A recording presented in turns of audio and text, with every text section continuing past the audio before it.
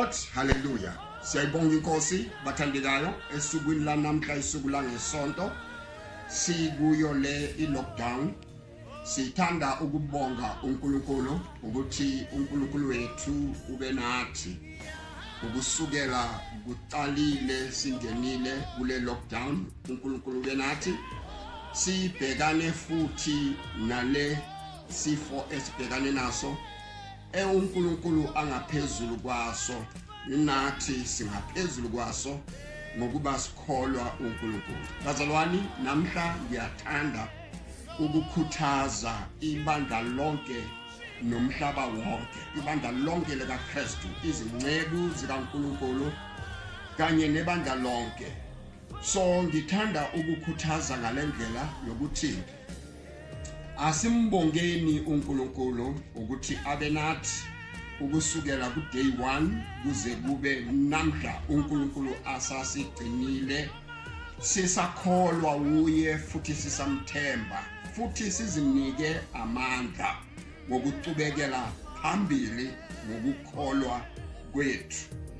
Ngiyathanda ukubingelela phakathi kwebandla lethu lase AGC uChief Apostoli kanye nabo bonke asebenza nabo, ioffice labapostoli, ioffice lama national, ioffice lama district neoffice lama local. Ama local wonke ngiyawavikelela.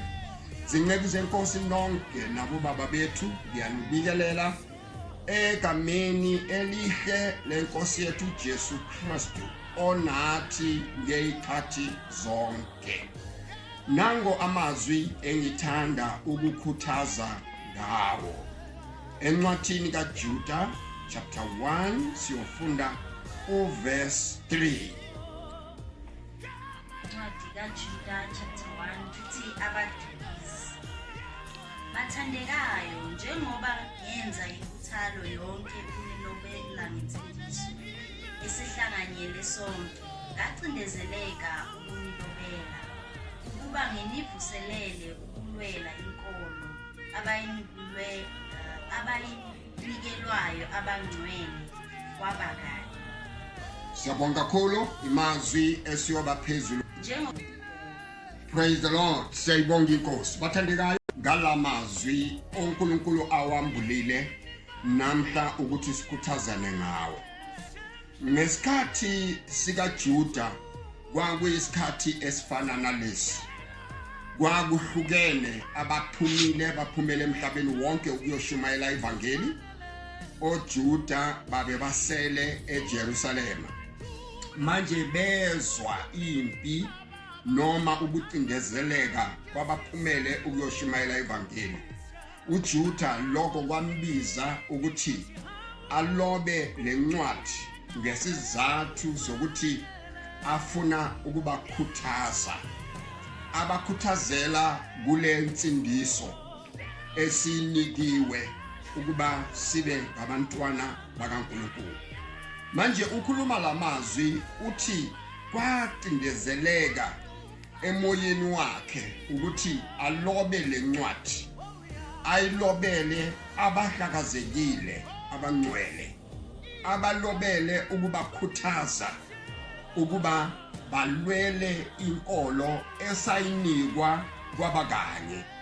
Bathandekayo, inkolo iyalwelwa noma kungaba kusiphi isimo, endele inkolo le ngendlela eyilwelwa ngakhona ayilwelwa ngomuntu ohlangene nomunye, ilelwa ngomuntu ngamunye ulwela inkolo yakhe ayinikwayo. Iqiniso eliphelele ukuthi ekhathini eziningi siyasingaqondi kahle uma kuya kukhulunywa ngamazwi uNkulunkulu awambulele izinceku zakhe. La uNkulunkulu uwambulele uJuda imfihlakalo enkulu kakhulu le yokwazi ukuthi ukuhlaselwa okwehlile sihlaselelwa ukuthi simuqwe inkolo, sihlukane nenkolo. But manje uJuda uyabalobela abasindisiweyo, ubalobela ukuba balwele inkolo. Inkolo bazalwane iyalwelwa, inkolo bazalwane iyamelwa. ngoba inkolo yona ngokwayo yiyo esihlanganisa noNkulunkulu. Inkolo yona ngokwalo yiyo esihambisa noNkulunkulu. Manje ngiyathanda ukuthi ezincekwini zonke zikaNkulunkulu asibe nemvuselelo phakathi kwethu siwamukele lamazwi ukuba sime ensindisweni yethu, sime ekukholweni, sibuye futhi inkolo le esinikiweyo silwele ukuthi noma isimo singaba sinjani. Uma ungathi uyabhekisisa manje asinandawo eyiphelele, asinandawo esingene kuyo ku-government, but ukuya ngokwendlela kaNkulunkulu ithina abakholwayo, ithina izingcezu zikaNkulunkulu ekubokufuneka sime no-government, silwe naye lempi, ngokuba lempi le ayibuyi kuphi, lempi ibuya emoyeni. And manje uma lempi ibuya esigodlweni semimoya idinga abantu abakwazi ukulwa izimpi ngokukamoya. Kodwa noma kunjalo uNkulunkulu wethu usinikile ichance, asidingi kubonwa thina, but impi yethu iyabonakala ukuthi iyanqotshwa. Ikhorena esibhekane nayo iyanqotshwa.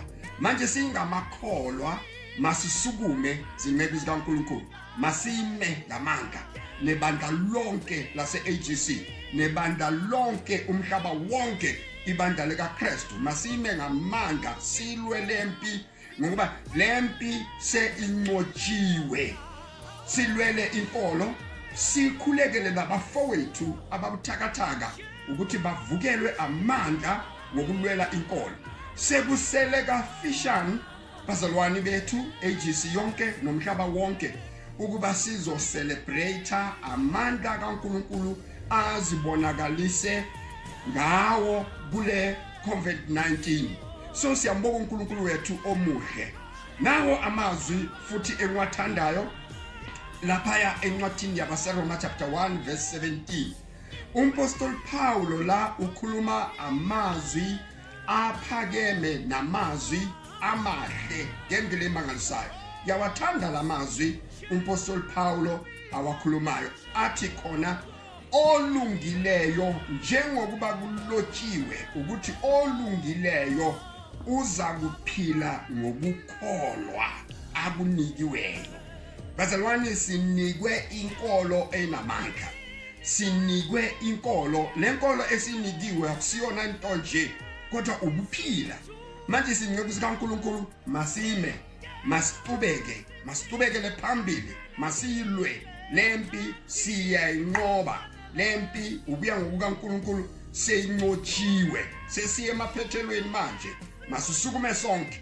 Indaba enkulu ekufuneka silwele ukuthi uNkulunkulu wethu makavele eParliament, makavele kopresident bethu, makavele kumaParliament wonke nakumadepartment wonke wasembusweni. Kwazeke ukuthi kukhona ibandla elilwa impi emkhathini, kukhona ibandla elilwa impi ngisho nangaphansi komhlaba, ngoba thina silwa impi emkhathini, silwa impi lasikhona, silwa impi ngaphansi komhlaba.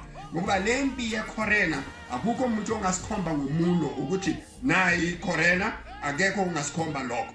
But impi kamoya idinga abantu abastrong ekukholweni, balwe ngomoya. Lempi izonqotshwa. Lokho kufuneka kuambuleke noko president bethu ukuthi le akuyona impi yenyama negazi kodwa impi kamoya. Kungakho impendulo ingangatholakali. Impendulo yokuthi lento engalashwa kanjani kuze kube namanje bayasho batheka katholakali. So thina simi sithi ikona impendulo. Impendulo uJehova ngoKristu Jesu.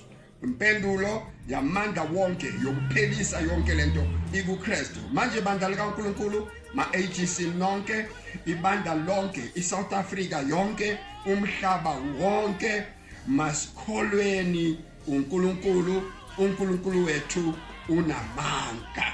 Izwi lenkosi lithi olungileyo uyakuphila ngokukholwa. Isime esibuso kithina izinceku zikaNkulunkulu sisenkingeni. ngokuba asibalwa even naku president bethu, asibalwa even naku government. Sisenkingeni, but lithi iBhayibheli olungileyo uyakuphila ngokukholwa. Masikholwe. And uJesu amazwini wakhe uyathembisa ukuthi uyakuba nathi noma kunini, uyakuba nathi kuzokube sekupheleni komhlaba. Inkosi inibusise nonke, asikholwe, asimthembe uNkulunkulu wethu. Ngiyabonga uNkulunkulu abe nani, ngiyanithanda nonke. Inkosi inibusise egameni likaJesu Kristu. Amen. Amen.